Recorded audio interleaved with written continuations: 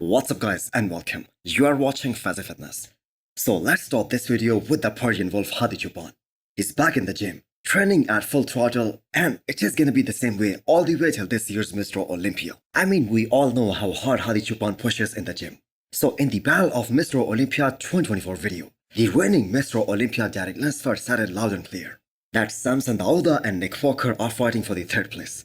Now, even though that was a joke, but I think most of us would agree with that. We are most probably gonna have the same number 1 and number 2 guys for the third year in a row at the Olympia stage. And I think we are all gonna agree on another factor, that Hadi Choopan is in a win-win situation, just like he was back in 2010 and 2011, when Jake Cutler and Phil Heath were fighting for the top spots, and both were being coached by Hadi Choopan. Now with Hadi Choopan and Derek Laszlo, the scenario is kinda different, because unlike Jake Cutler, who was at the tail end of his career in 2011, Hadi Choopan is in the prime of his career, and he just showed us all at this year's Arnold Classic Ohio what he is truly capable of. He looked absolutely superb at both the Arnolds, especially the one in Columbus. He was just spot on.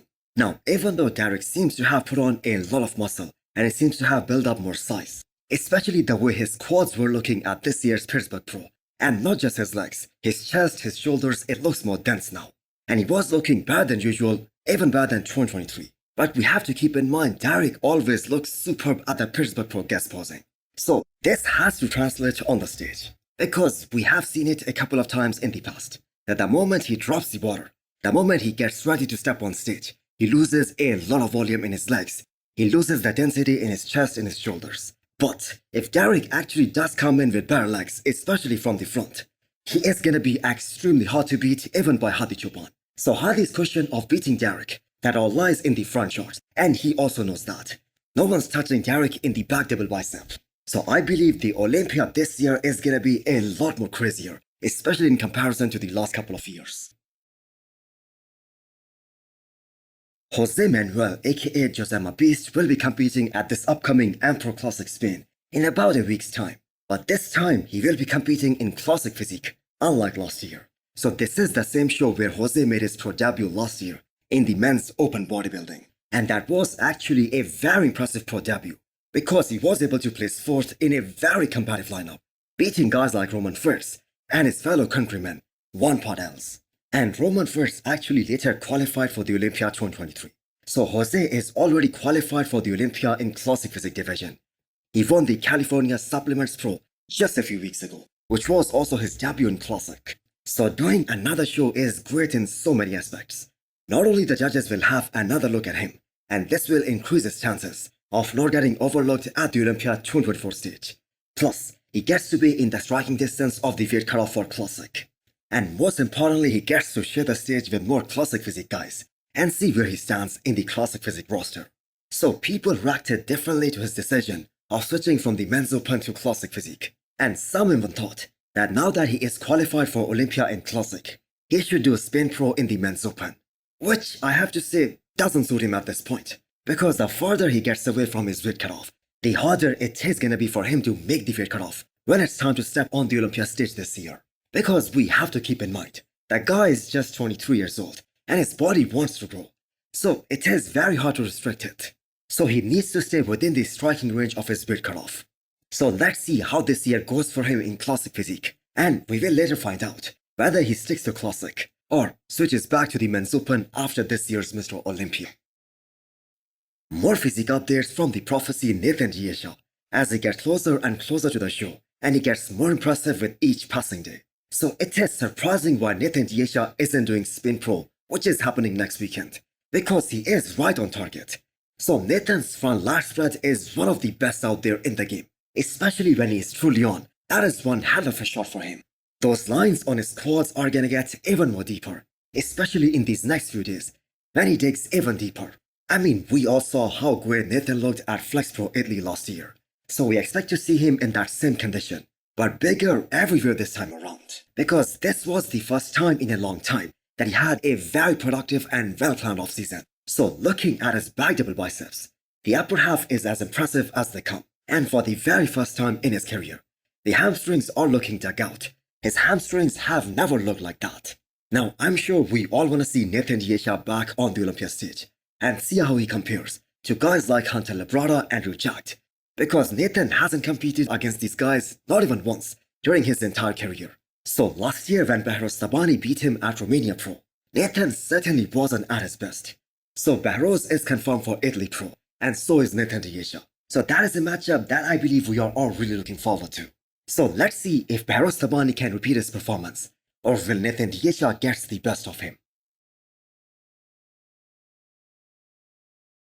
This is one of the best X-Frame in Classic Physique division right now. So Patrick Tour posted the latest update of Laszlo Kirali. And as always, the physique is so impressive to look at.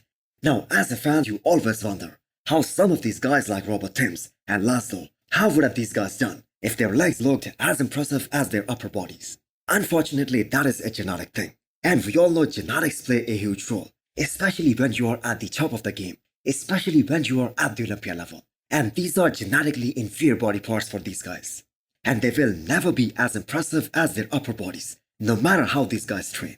And we have to keep in mind these guys are professionals.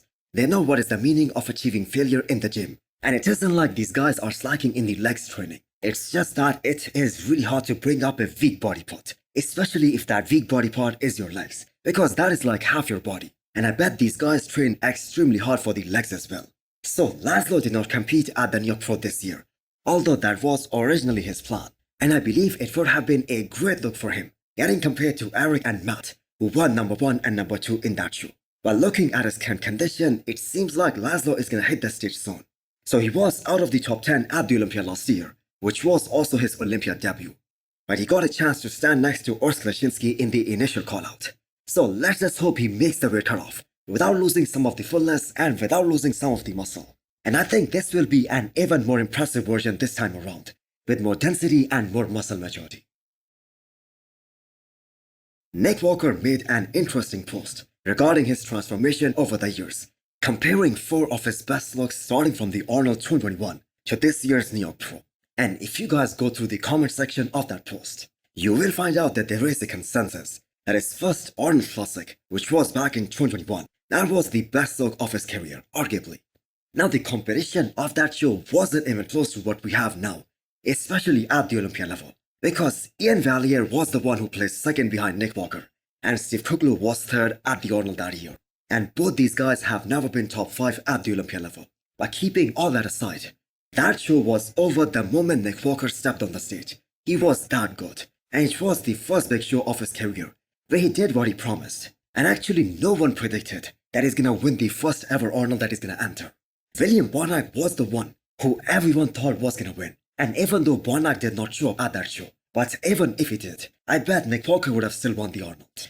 I mean, he was able to beat Bonac just 2 weeks after that, at the Olympia stage that year. But after that, Nick Walker has been making all these promises, and he is coming up short. He is unable to keep up with his promises.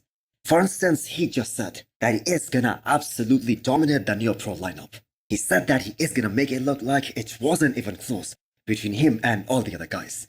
And even though he was able to win that show, but the way he won it, just by 1 point, that isn't what he wanted.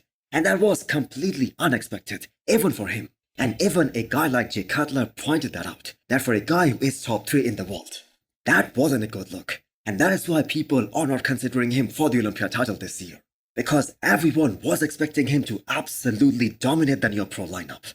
So what do you guys think? And what are your expectations from Nick Walker at this year's Mr. Olympia? Can he place as high as top 3? Do let me know in the comments below. So we are just a few days out of the Empro Classic Spain, and this competition will answer one of the biggest questions regarding the multiple times Arnold Classic champion, William Bonac. He posted some of his physique updates from this prep, and some of these pictures were taken just 1 week ago. So you get a pretty good idea on what to expect from Bonac. So one thing is absolutely guaranteed, that William Bonac is gonna be cheap. Conditioning wise, he is gonna be spot on.